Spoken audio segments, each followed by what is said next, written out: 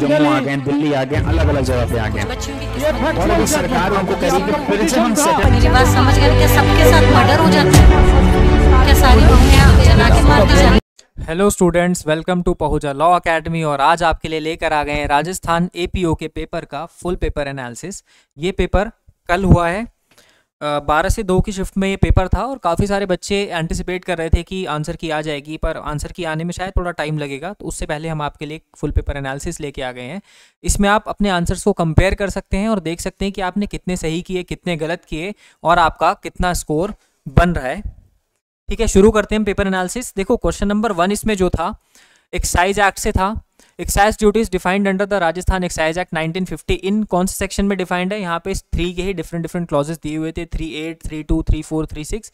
तो इसका correct answer है 36, सेक्शन 3 सब सेक्शन 6, जो कि ऑप्शन नंबर 4 था। इसके अलावा अब बढ़ते हैं क्वेश्चन नंबर 2 की तरफ। Which of the following is an aggravated sexual assault under section 9 of the POCSO act? Aggravated sexual assault कौन सा था? अब इसमें से ऑप्शन नंबर 2 करेक्ट है, क्योंकि यहाँ पे एक बात की गई है कि जो सेक्सुअल असॉल्ट किया गया है वो एक स्टूडेंट पे किया गया है स्कूल के पियोन के द्वारा। तो स्कूल के जो पियोन है उनको फिडुशरी रिलेशनशिप में, फिडुशरी एक उसमें माना जाता है कि एक मतलब ट्रस्ट की पोजीशन में है और बच्चों की कस्टडी का ध्यान रखेंगे, बच्चों की अच्छी वेलफेयर का ध्यान रखेंगे, लेकिन वो अगर ऐसा एक्ट करते हैं तो वो एग्रावेटेड सेक्सुअल ऑफेंस में आ जाता है। इसके अलावा बढ़ते हैं क्वेश्चन नंबर 3 की तरफ। Which of the following sections of the protection of children from sexual offences, मतलब POCSO 2012 deals with sexual harassment? Section based questions था। ऐसे बहुत सारे क्वेश्चंस इस बार देखने को मिले जो डायरेक्टली सेक्शन बेस्ड थे। सेक्शन 11 इसका करेक्ट आंसर है। विच section of IPC is based on the doctrine of transfer of malice? Option number 3 section 301 इसका करेक्ट आंसर है। आगे बढ़ते हैं। Who among the following persons may be charged and tried together? इनमें से किसको आप एक साथ ट्राई कर सकते हो और चार्ज कर सकते हो? Option number 3 is the correct answer. Persons accused of different offences committed in the course of same transaction. ठीक है,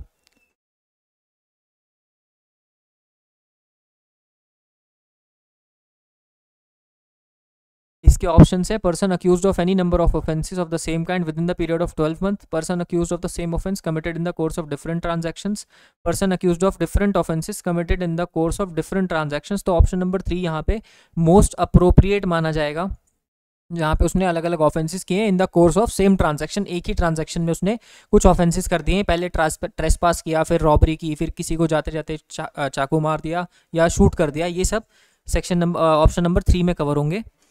6th की तरफ बढ़ते हैं। What is the amount of penalty in case of offender failing to observe condition of bond first time under the probation of offenders act? ये probation से था। इसका ऑप्शन नंबर 2 करेक्ट है, not exceeding 50 rupees. Option number 2 is correct, 50 रुपए तक उसको हम penalty लगा सकते हैं। Child in conflict with law का क्या मतलब होगा? Option number A is correct. A child who is alleged और found to have committed an offence and who has not completed 18 years of age. मतलब ये है जेजे एक्ट का question है, जुवेनाइल जस्टिस एक्ट का। जो बच्चा 18 से कम की उम्र का है और उसने कोई ऑफेंस किया है, उसके लिए हम वर्ड यूज करते हैं child in conflict with law. तो यहाँ पे option number A is the correct option. आगे बढ़ते हैं। The POCSO act came into force on 16th of August 2019। Option number 2 is correct. Which of the following is known as Mignonette case? Queen versus Dudley and Stephens का case है ये भी ये general exceptions में आता है। ये IPC से क्वेश्चन था। जिन लोगों का option number 1 Queen versus Dudley and Stephen से, उनका आंसर सही है। Which of the following case is not related to section 167 बात करता है डिफॉल्ट बेल वाला प्रोविजन है, और अगर इन्वेस्टिगेशन 24 आवर्स के अंदर कंप्लीट नहीं हो पाई तो मैजिस्ट्रेट के सामने पेश किया जाना चाहिए अक्यूज्ड को। वो 167 में बात की गई है। इसका आंसर है option number 3 Raju Manjhi versus state of Bihar. थोड़ा सा मैं जल्दी इसलिए करा रहा हूँ इसको क्योंकि आपको सिर्फ अपने ऑप्शंस को टैली करना है। पेपर आपके पास होगा कि आपने कौन सा ऑप्शन लगाया है, आप उसको टैली कर सकते हो। आपको अपने मार्क्स कैलकुलेट करने हैं, ठीक है।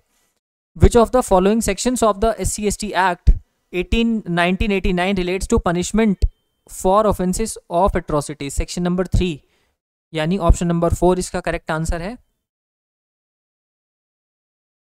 कि इनमें से कौन सी सेक्शन SC/ST एक्ट की punishment for offences of atrocities से डील करती है? सेक्शन नंबर 3 डील करती है।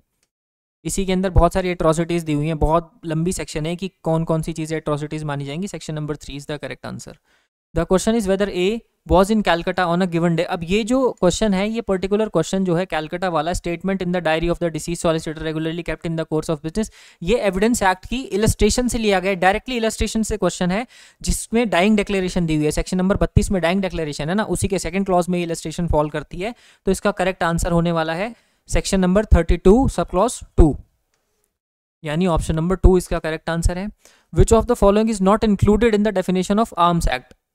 सेक्शन 2C में लाठी इन्वॉल्व नहीं होता, तो option number 2 is the correct option. लाठी यहाँ पर सही आंसर नहीं होगा, लाठी को आर्म्स एक्ट में आर्म्स नहीं माना जाता। आगे बढ़ते हैं। The question is whether A and B were legally married, the statement of the deceased pandit that he married them under such circumstances that the celebration would be a crime. अभी कहाँ पे रेलिवेंट होगा, रेलिवेंसी से related question है। Question number 14 की बात करें तो कि whether A and B were legally married, ये जो A और B लीगली मैरिड थे, तो स्टेटमेंट है जो डिसीज्ड पंडित की, जिसने उनकी शादी कराई थी, अब वो पंडित वहाँ नहीं है, वो उनकी डेथ हो चुकी है, तो उनकी ये स्टेटमेंट की ऐसी सर्कमस्टांसेस में उनकी शादी कराई गई थी जब ऐसे सेलिब्रेशंस करना या ऐसी गैदरिंग्स करना क्राइम मानी जाती थी। मान लो कि धारा 144 लगी हुई है वहाँ पे, या फिर कोई ऐसा ऑर्डर है एग्जीक्यूटिव का कि आप सेलिब्रेशन नहीं कर सकते, उस माहौल में शादी कराई गई थी, ऐसी कोई स्टेटमेंट कहाँ पे रेलिवेंट होगी, सेक्शन नंबर 32 में इंडियन एविडेंस एक्ट की। इसका ऑप्शन था option number 3 is the correct answer. अब ये आ गया राजस्थान पब्लिक एग्जामिनेशन एक्ट से। ये आपसे इसमें 3 स्टेटमेंट दी हुई थी। The provision of Rajasthan public examination act 1992 are applicable to which of the following examinations. इनमें से कौन से एग्जामिनेशन से रिलेटेड है, तो इसमें A, B और C तीनों ही ऑप्शन ठीक थे। तीनों एग्जामिनेशंस वहाँ पर दी हुई हैं। कोई examination Rajasthan public service commission या UPSC कराता है, कोई एग्जामिनेशन कोई यूनिवर्सिटी कराती है जो कि किसी लॉ के द्वारा स्टैब्लिश की गई है इंडिया में, कोई examination conducted by the Rajasthan high court. ये तीनों ही ऑप्शन इसमें करेक्ट ऑप्शन हैं। तो ऑप्शन नंबर 1 जिसमें A, B, C तीनों दिए हैं वो करेक्ट ऑप्शन है। सेक्शन 318 क्वेश्चन नंबर 16 की बात करते हैं। क्वेश्चन नंबर 16 से section number 3 sub section 18 of Rajasthan excise act defines, किस चीज़ को डिफाइन करता है, ये पचवाई को डिफाइन करता है। पचवाई एक तरह की वहाँ की लोकल लिकर की बात है। जो आप राजस्थान एक्साइज एक्ट पढ़ेंगे तो आपको 3 सब सेक्शन 18 में पचवाई मिलेगी। पॉक्सो का क्वेश्चन आ जाता है question number 17। Whoever commits sexual assault on a child and attempts to murder the child shall be punished with imprisonment for either description for a term which shall not be less than 7 years। 7 साल की यहाँ पे punishment दी गई है। Option number 3 is correct for this question. Match list 1 with list 2 and select the correct answers. अभी ये matching वाला question आया हुआ था। मैचिंग वाला question Rajasthan judicial services examination में भी आता है, APO में भी आया है, यूपी में भी लास्ट वाला जो एग्जाम हुआ था यूपी जुडिशरी का, उसमें भी ट्रेंड देखने को मिला था। मैच द फॉलोइंग के बहुत सारे क्वेश्चन थे, तो इन क्वेश्चन को आपको आराम से बहुत पेशेंस के साथ अटेम्प्ट करना होता है। बिल्कुल आगे भी कभी आए तो कन्फ्यूज मत होना। अब यहाँ पे अबडक्शन दिया हुआ है, अटेम्प्ट टू कमिट सुसाइड दिया हुआ है, attempt to commit culpable homicide दिया है और असॉल्ट दिया हुआ है। अब अगर मैं अबडक्शन की बात करूं तो यहाँ पे 362 से ये मैच हो जाता है। अब देखो एक ही ऑप्शन में A का 2 दिया हुआ है ना, मतलब 2 पे दिया हुआ है 362 और 1 पे दिया हुआ है अबडक्शन, तो एक को अगर आप 2 से मैच करोगे तो सिर्फ एक ही ऑप्शन में ऐसा आंसर दिया हुआ है ऑप्शन नंबर 1 में। तो इस तरह से भी आप क्वेश्चन को अटेम्प्ट कर सकते हैं। एलिमिनेशन मेथड मान लो इसको एक, तो आप यहाँ 1 पे टिक कर सकते हो। 1 is the correct answer. Under which section of CRPC 1973 power of court to convert summon case into warrant cases provided, section number 259 में समन्स केस को वारंट केस में कन्वर्ट करने की पावर कोर्ट को दी गई है, क्रिमिनल कोर्ट्स को।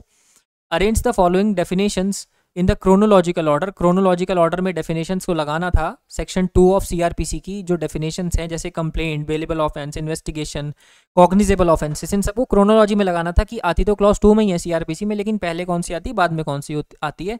तो सबसे पहले बेलेबल ऑफेंसेस आते हैं, उसके बाद कॉग्निजेबल ऑफेंसेस आते हैं, उसके बाद कंप्लेंट आती है, फिर इन्वेस्टिगेशन आती है। तो option number A is the correct answer. 2 4 1 3 2 4 1 3 ये करेक्ट इसका ऑर्डर है। यहाँ पे आपको दिख रहा होगा मार्क किए हुए जो करेक्ट ऑप्शन है, तो मैच कर लेना उस हिसाब से। Option number 1 is the correct answer. Probation officer is defined under the probation of offenders act. कहाँ पे प्रोबेशन ऑफिसर डिफाइन किया गया है? प्रोबेशन ऑफ ऑफेंडर्स एक्ट में।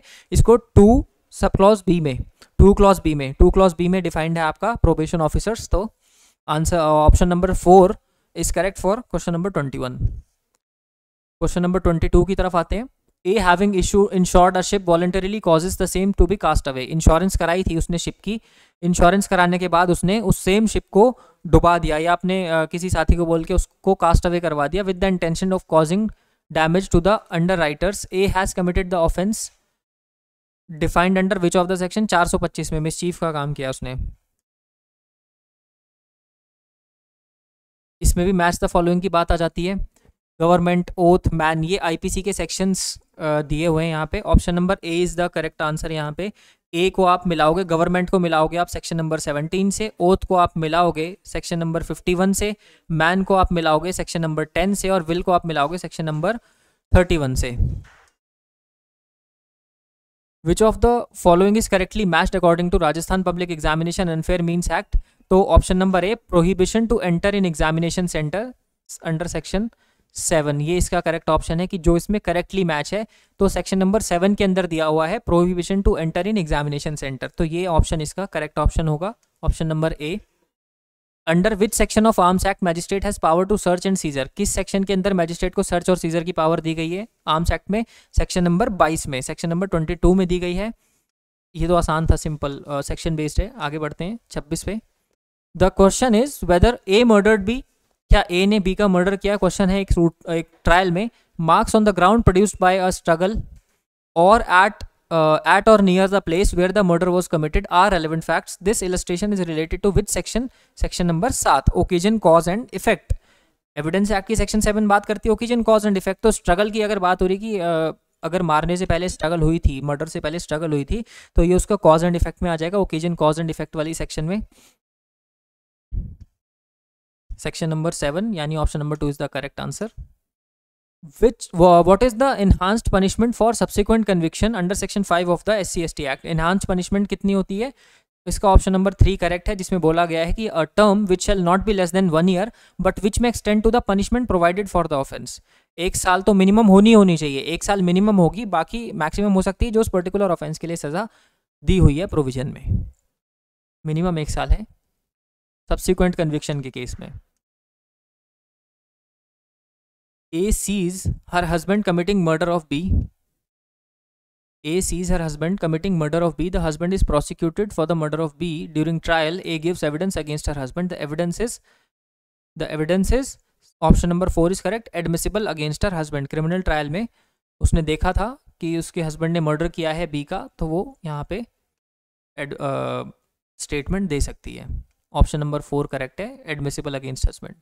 इन which of the following the right to private defence of body extends to causing death? कहाँ पे कौन कुछ केसेस दिए हुए कि जहाँ पे आप सामने वाले की डेथ कॉज कर सकते हो अपने प्राइवेट डिफेंस में? तो आप किस केस में कर सकते हो? आप रेप वाले केस में कर सकते हो। रेप वाले केस में यहाँ पर किया जा सकता है, असेलेंट की डेथ को कॉज किया जा सकता है। अगले क्वेश्चन पे, When a criminal act is done by several persons in furtherance of common intention of all, इसका तो ये तो सिंपल है, सेक्शन नंबर 34 आईपीसी पे बेस्ड है, बिल्कुल आसान क्वेश्चन है। तो इसका ऑप्शन नंबर ए करेक्ट है। Each of such person is liable for the act, जैसे उन सब ने, उनमें से हर एक ने वो ऑफेंस किया हो, इसी तरह सबको लाइबिलिटी बनेगी। Each of such person is liable for that act in the same manner as if it had been done by him alone. तो जैसे कि अकेले अकेले उन्होंने वो ऑफेंस किया हो, ऐसे ही सबकी लाइबिलिटी बनेगी। Section number 34 IPC, option number 1 correct answer है क्वेश्चन नंबर 30 का। ठीक है, अब इसके आगे देखो 31, इसमें भी मैच द फॉलोइंग आ गया भाई, मैच द फॉलोइंग आ जाता है। ठीक है, अब देखो ये मैच द फॉलोइंग वाले का आंसर है आंसर नंबर 3, जिसमें ए का ऑप्शन 2 दिया हुआ है, बी का 1 दिया हुआ है, सी का 4 दिया हुआ है और डी का 3 दिया हुआ है।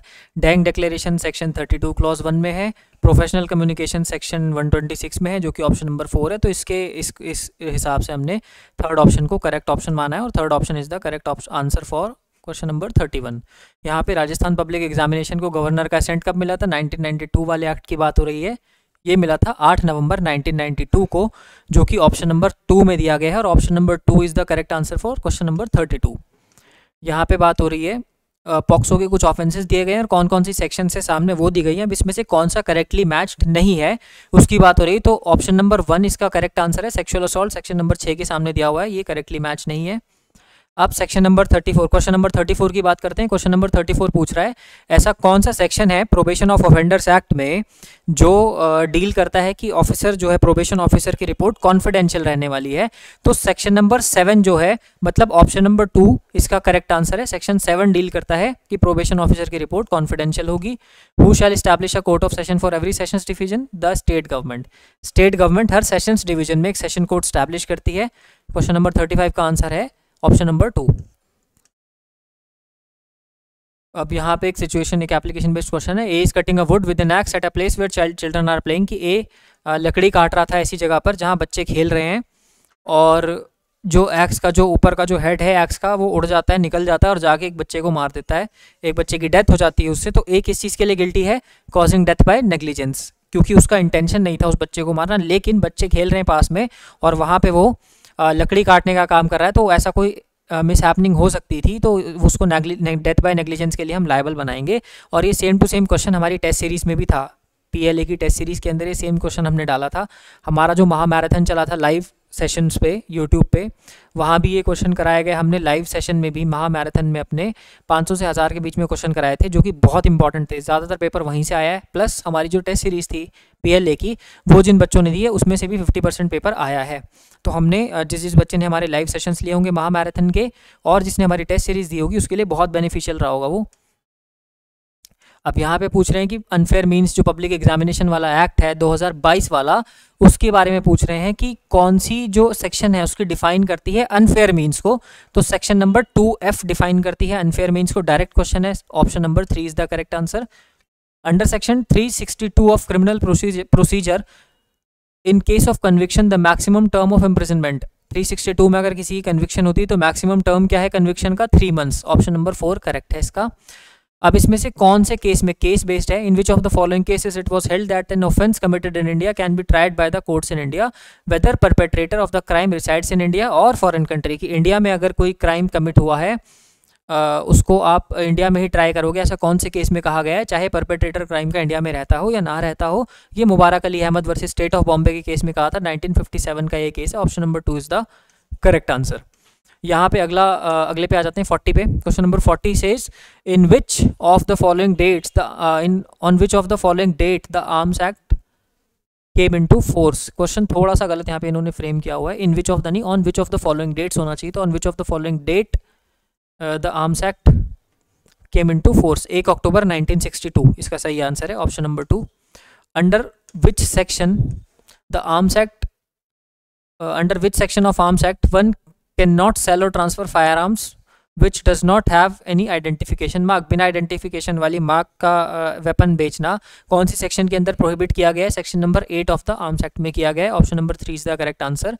यहाँ पे इन्होंने क्रोनोलॉजी बनाने के लिए बोला हुआ है कि कौन से क्रोनोलॉजी बनाओ, पहले क्या आता है बाद में क्या आता है। CRPC की सेक्शंस हैं, उसको आपको राइट क्रोनोलॉजी में अरेंज करना है।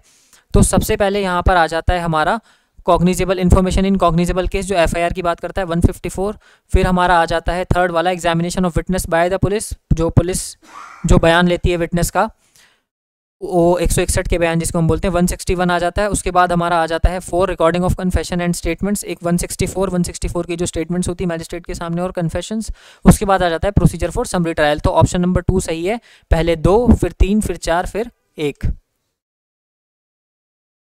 ये बिल्कुल क्लासिकल क्वेश्चन यहाँ पूछा हुआ है कि जो हैंगमैन होता है, फांसी देने वाला जल्लाद होता है, उसको कहाँ पे आपने सेव किया हुआ है या कहाँ पर उसको एग्जेम्पशन है।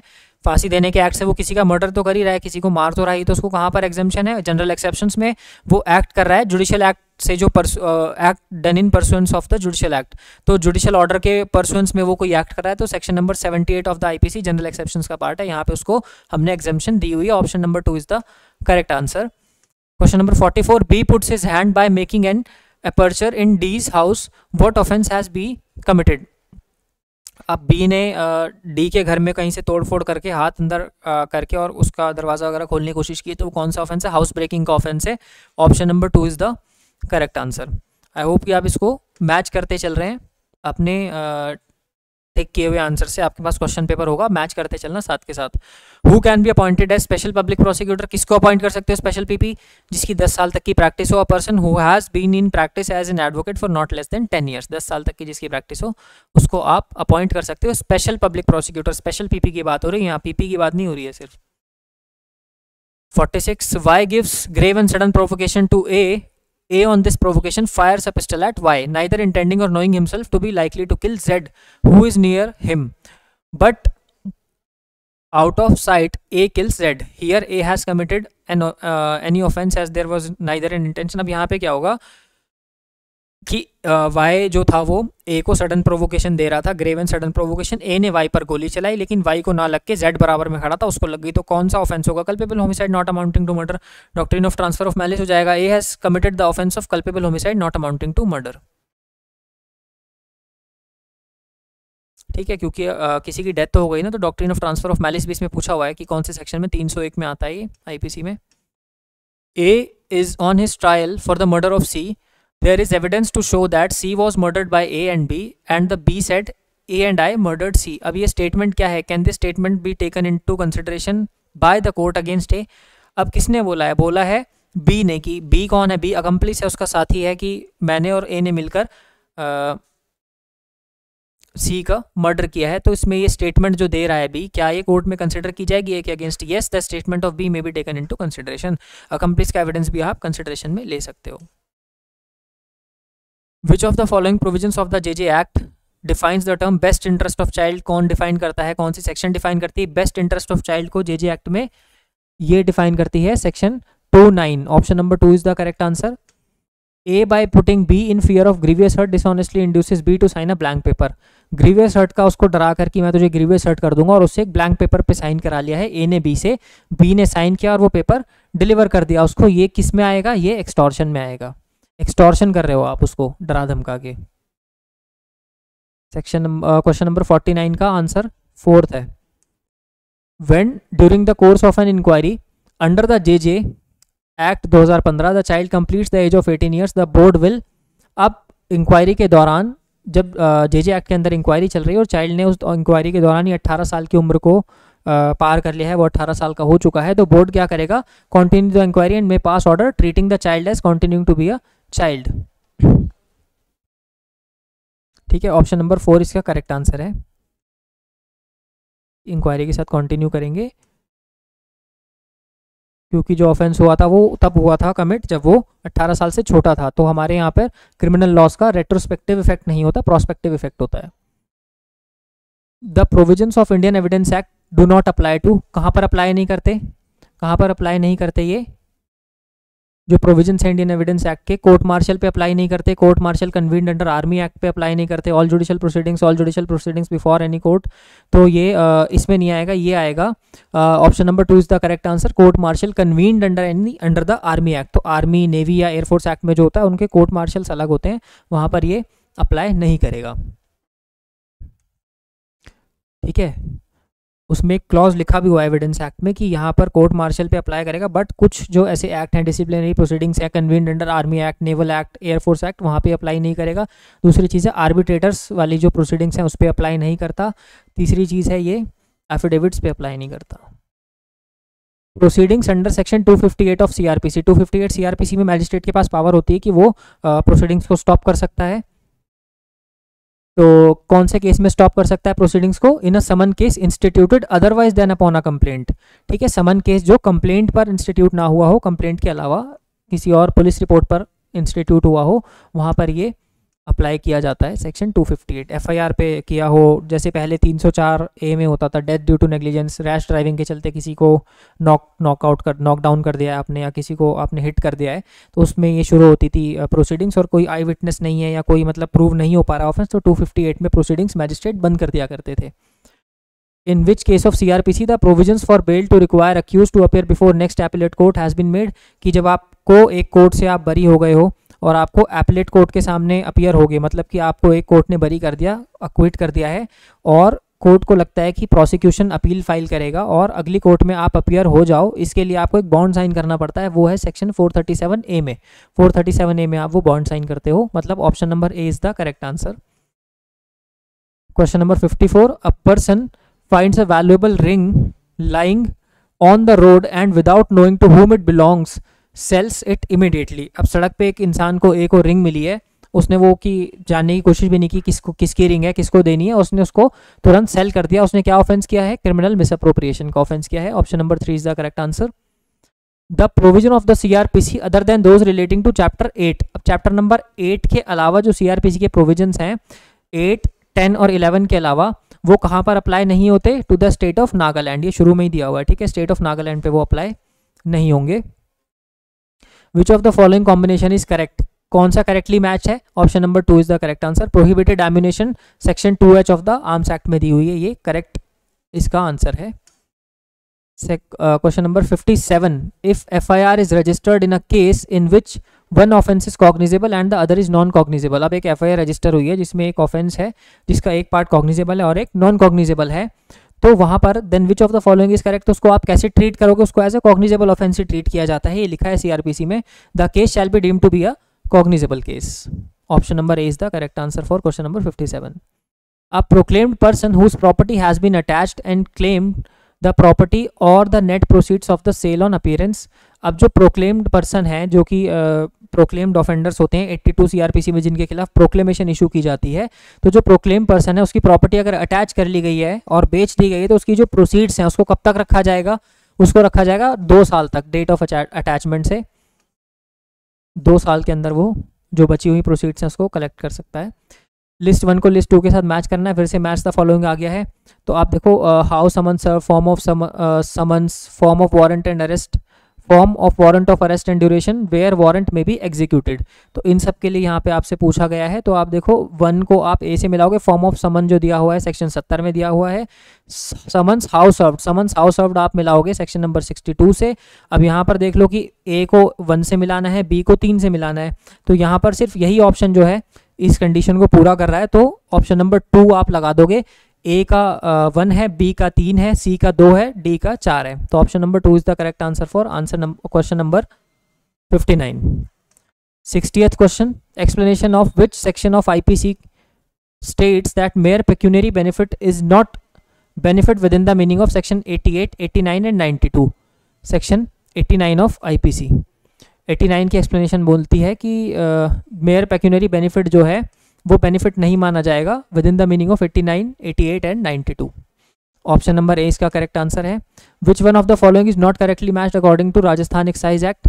ये ऑप्शन नंबर 3 है। Attempt to commit offences, attempt की सेक्शन 64 नहीं है एक्साइज एक्ट में, ये it is not correctly matched, ये इसका सही आंसर है option number 3। Which of the following section provides the penalty for criminal conspiracy? Criminal conspiracy की राजस्थान एक्साइज एक्ट में, IPC मत सोचना, राजस्थान एक्साइज एक्ट में कॉन्स्पिरेसी की पनिशमेंट कहाँ पे दी हुई है? सेक्शन नंबर 54D में, मतलब ऑप्शन नंबर 4 इसका करेक्ट आंसर है। इसके अलावा सेक्शन क्वेश्चन नंबर 63 पे आ जाते हैं, लिस्ट 1 को लिस्ट 2 से। इसमें मैच द फॉलोइंग के सवाल बहुत ज़्यादा है, जैसे लास्ट टाइम यूपी जुडिशरी में आए थे उसी तरह से बहुत ज़्यादा सवाल दिए हुए मैच द फॉलोइंग के। देखो ये भी मैच द फॉलोइंग से रिलेट करता है। अब यहाँ पे पूछ रहे हैं local jurisdiction of executive magistrate, special executive magistrate, public prosecutors और सबऑर्डिनेशन ऑफ एग्जीक्यूटिव मजिस्ट्रेट्स। देखो local jurisdiction of executive magistrate है 22 में दिया हुआ, और आप देखो स्पेशल एग्जीक्यूटिव मजिस्ट्रेट्स आपको दिया हुआ है 21 में, और सेक्शन नंबर 23 के अंदर आपको दिया हुआ है सबऑर्डिनेशन ऑफ एग्जीक्यूटिव मजिस्ट्रेट्स। तो इसका ऑप्शन नंबर 2 करेक्ट आंसर होगा। ऑप्शन नंबर 2 जो है क्वेश्चन नंबर 63 का करेक्ट आंसर है। JJ एक्ट का क्वेश्चन आ गया फिर से। JJ act means, in JJ act a child means a person. तो किसको चाइल्ड माना जाता है JJ एक्ट में? जिसने अभी 18 साल की उम्र को पूरा ना किया हो। JJ एक्ट में when under the JJ act 2015 the board passes an order that there is a need for trial of the child as an adult, it will transfer the case to. जब board को लगता है कि जो child है उसको as an adult try किया जाना चाहिए, तो वो किसको केस ट्रांसफर करेगा? To the children's court. Option number 4 यहाँ पे करेक्ट आंसर है। Which one of the following is not correctly marked according to SC/ST act के हिसाब से कौन सा करेक्टली मार्क नहीं है? Option number 3 public servant. Section 2 sub clause B और C में नहीं दिया हुआ, sub clause 2 small b and small c में नहीं दिया हुआ है। पब्लिक सर्वेंट वाला जो ऑप्शन नंबर 3 है ये करेक्ट ऑप्शन है इसका। In which of the following cases the supreme court laid down the 5 golden principles. अब ये same question, same to same question हमारी टेस्ट सीरीज में था और ये यहाँ पर पेपर में आ गया, देख लो। शरद बिरडिचन शारदा में वर्सेस स्टेट ऑफ महाराष्ट्र में पंचशील का रूल दिया था सुप्रीम कोर्ट ने। क्वेश्चन नंबर 68 पे आ जाओ। Who can be punished under section 59 of the Rajasthan excise act. किसको आप पनिश कर सकते हो? ए, बी, सी एंड डी, चारों को, ड्रगिस्ट को, केमिस्ट को, एपोथेकेरी को और कीपर ऑफ अ डिस्पेंसरी। ये हमने जब क्लास कराई थी यहाँ अपनी एकेडमी में, हमने जो क्लास कराई थी उसमें मैंने बताया भी था कि ये क्वेश्चन आपसे पूछेंगे और ये क्वेश्चन यहाँ पे आया हुआ है और हमारी टेस्ट सीरीज में भी ये क्वेश्चन था। क्वेश्चन नंबर 68 का option number 4 is the correct answer. 69 देख लो। Who among the following does not come within the purview of the term court. Court के परव्यू में कौन नहीं आएगा इंडियन एविडेंस एक्ट में? आर्बिट्रेटर्स नहीं आएंगे, arbitrators are not court. Question number 70। The question is whether an obstruction to a harbour is caused by certain sea wall the fact that other harbors similarly situated in other respects but where there were no such sea wall begin to be obstructed at about the same time is relevant under which of the section number 46, section number 46 of the Indian Evidence Act। ये correct answer है यहाँ पर option number 3। अब देखो Hindi English शुरू हो गया है। 71, क्वेश्चन नंबर 71। अशुद्ध शब्द कौन सा है इनमें से? दुर्वस्था। दुर्वस्था ये जो है ये अशुद्ध शब्द है, ठीक है, इसको ऐसे नहीं लिखते, ठीक है, ये ऐसा कोई शब्द होता ही नहीं है दुर्वस्था जैसा। व्याकरण दृष्टि से अशुद्ध वाक्य कौन सा है? यह लोग क्या कहते हैं। ये जो 4 ऑप्शन नंबर 4 है ये अशुद्ध वाक्य है यहाँ पर। जिसे जीत लिया गया हो उसे बोलेंगे विजीत। किस सेक्शन नंबर 73 का आंसर है 2, ऑप्शन नंबर 2। क्वेश्चन नंबर 74 आ गया। किस विकल्प में उपयुक्त विलोमता नहीं है? ये अभिज्ञ और भिज्ञ, option number 3 is the correct answer. 75 में किस विकल्प में सही संधि विच्छेद नहीं है? ऑप्शन नंबर ए इसका करेक्ट आंसर है।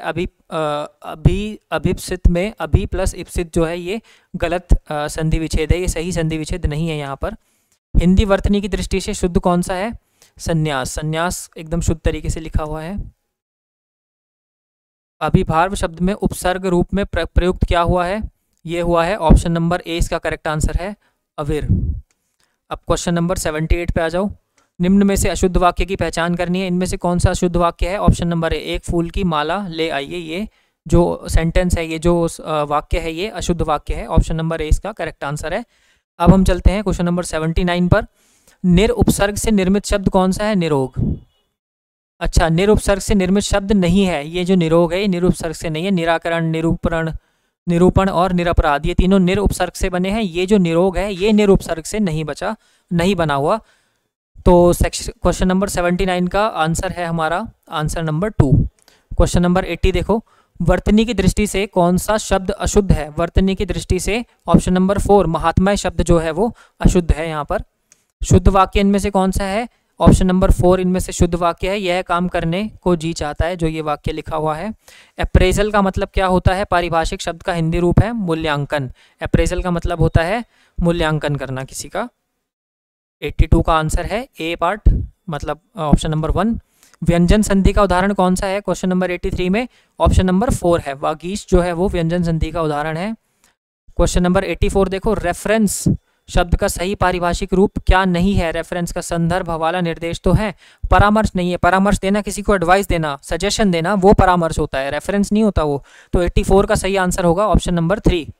किस विकल्प में वाक्यांश के लिए दिया गया शब्द उपयुक्त नहीं है? कौन सा नहीं है इनमें से? तीसरा वाला नहीं है। मोक्ष प्राप्ति की इच्छा को मुर्मूर्षा नहीं कहते हैं, ठीक है, वाक्यांश के लिए उपयुक्त शब्द नहीं है ये। अब इंग्लिश आ गया हमारा। 86 देख लो। Question number 86। Fill in the blank by choosing the correct term. अब यहाँ पे when we had our dinner we went for a walk, तो यहाँ पर हैड आएगा ये। क्वेश्चन नंबर 86 का ऑप्शन नंबर 2 करेक्ट आंसर है। क्वेश्चन नंबर 87 देखो। अब a collection of historical documents और records a place where these are stored, तो ऐसी कौन सी जगह है जहाँ पर हिस्टोरिकल रिकॉर्ड्स और हिस्टोरिकल डॉक्यूमेंट्स को रखा जाता है? आर्काइव उसको बोलते हैं। You dash have helped him, he is the only friend you have. अब यहाँ पर ऑब्लिगेशन दिखाना है तो might, you might have helped him, कि आप उसकी मदद कर सकते थे, ये वो सिर्फ इकलौता दोस्त है जो आपके पास था। 88 का option number 1 is the correct answer, ठीक है। अब क्वेश्चन नंबर 89 यहाँ पर आप देख सकते हो, fill in the blank with the correct article. अब कौन सा आर्टिकल यहाँ पर आएगा? This is an HMT watch, ठीक है। Option number 1 is the correct answer for question number 89। Question number 90 आप देख लो एक बार। क्वेश्चन नंबर 90 बात करता है change the following sentence into indirect speech. अब यहाँ पर डायरेक्ट इनडायरेक्ट स्पीच भी इंपॉर्टेंट पार्ट था सिलेबस का APO के। Change the following sentence into indirect speech and choose the correct option. इनमें से करेक्ट ऑप्शन है, क्वेश्चन क्या दिया हुआ है भाई ये देखो पहले। He said to Seema why didn't you put on the brake, कि मतलब उसने सीमा से कहा कि आपने समय पर ब्रेक क्यों नहीं लगाया। अब इसका इनडायरेक्ट स्पीच क्या होगा? He asked Seema why she hadn't put on the brake. तो ऑप्शन नंबर 1 जो है इसका 90 का करेक्ट आंसर है। क्वेश्चन नंबर 91 देखो, fill in the blank with the most appropriate preposition. Preposition क्या आएगा? There are 9 students here dash the teacher.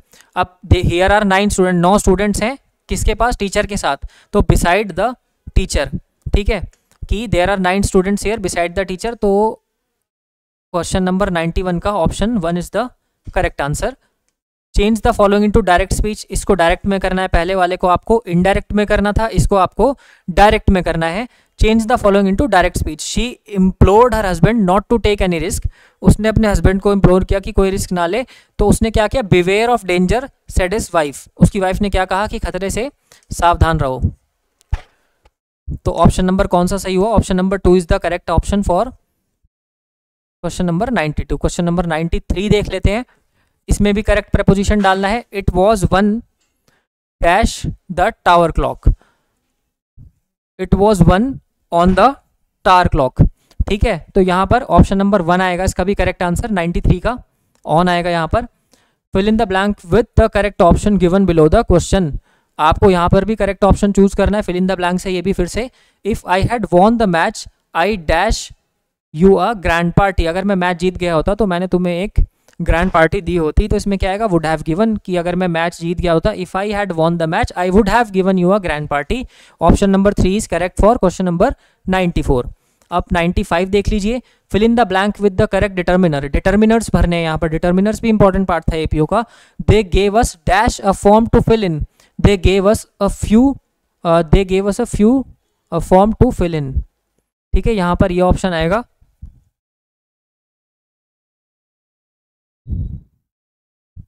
अच्छा, ये थोड़ा सा यहाँ पर मिस्टेक है, ये ऑप्शन इसका करेक्ट नहीं है। Option number 4 is correct. They gave us each, हम में से हर एक को एक फॉर्म दिया भरने के लिए, ठीक है। ये थोड़ा सा एरर था यहाँ पर, इसको ठीक कर लेना। Option number 4 is the correct answer for question number 95। पॉलीगॉट 96 क्या कहता है जी? पॉलीगॉट क्या होता है? पॉलीगॉट क्या होता है? Person who has command over many languages, जो बहुत सारी भाषाओं को बोलना जानता हो, बहुभाषीय इंसान को पॉलीगॉट कहा जाता है। तो option number 2 is the correct answer for question number 96, ठीक है। अब 97 देख लो, change the following from active voice to passive. Active passive voice है, क्या बोल रहा है एक्टिव वॉइस में? Where did your uncle write such a letter. Why did your uncle write such a letter, कि आपके अंकल ने इस तरह का लेटर जो है एक चिट्ठी खत क्यों लिखा। तो अब ये ऑप्शन नंबर 2 इसका करेक्ट आंसर है। Why was such a letter written by your uncle. इसको इंटरोगेटिव फॉर्म में ही था, ये इसको ऐसे ही रखना था। तो इसका option number 2 is the correct answer. 97 का ऑप्शन 2 है। 98 बोलता है choose the correct modal to fill in the blank. Correct modal आपको इसमें भरना है। I was afraid that if I asked him again he dash refuse, he might refuse. Possibility दिखाने की पॉसिबिलिटी है, रिफ्यूज कर सकता है, तो माइट यहाँ पर आएगा। ऑप्शन नंबर 1 करेक्ट है 98 का, माइट। अब यहाँ पे वर्ब डालनी है 99 में, insert the correct form of verb. तो वर्ब क्या है? क्रिया जिसमें दिखानी हो, जिसमें किसी काम के होने या करने का पता चलता है। The children dash since 4 o'clock, the children have been playing since 4 o'clock। 4 बजे से बच्चे खेल रहे हैं, तो हैव बीन प्लेइंग मतलब ऑप्शन नंबर 4 करेक्ट है क्वेश्चन नंबर 99 के लिए। क्वेश्चन नंबर 100 देखो, last question for the day. Change the following into active voice. Active voice में इसको बदलना है। He recommended that the house should be sold, उसने रिकमेंड किया कि घर को बेच देना चाहिए। तो इसका ऑप्शन नंबर 3 है। He recommended selling the house, उसने रिकमेंड किया घर को बेचे जाने के फेवर में। तो ये option number 3 is the correct answer for question number 100, ठीक है। तो मुझे लगता है कि आप लोगों ने मैच कर लिए होंगे सारे के सारे आंसर्स आपके, और अब तक आप लोगों ने काउंट भी कर लिया होगा कि कितने नंबर बन रहे हैं आपके। तो उस हिसाब से ही आप आगे तैयारी करना। देखो एक डिटेल्ड कट ऑफ वाली वीडियो तो बनानी है तो आप कमेंट कर देना, हम बना देंगे एनालाइज करके कितनी कट ऑफ जा सकती है। बट अगर जहाँ तक मैं कहूँ तो 77 प्लस आप उम्मीद करके चलो। अगर 77 प्लस आपकी कट ऑफ आपके नंबर बनते हैं तो आपको लगता है मेंस की तैयारी, मुझे लगता है कि आपको शुरू कर देनी चाहिए। अगर 77 से ज़्यादा आपकी नंबर आ रहे हैं, इसमें बैच कर लेना एक बार कि कितने नंबर आपके बनते हैं, ठीक है, उस हिसाब से आप तैयारी करना। Thank you so much for watching this video, and for more videos like this, stay tuned with Pahuja Law Academy. Thank you so much. Subscribe for more content.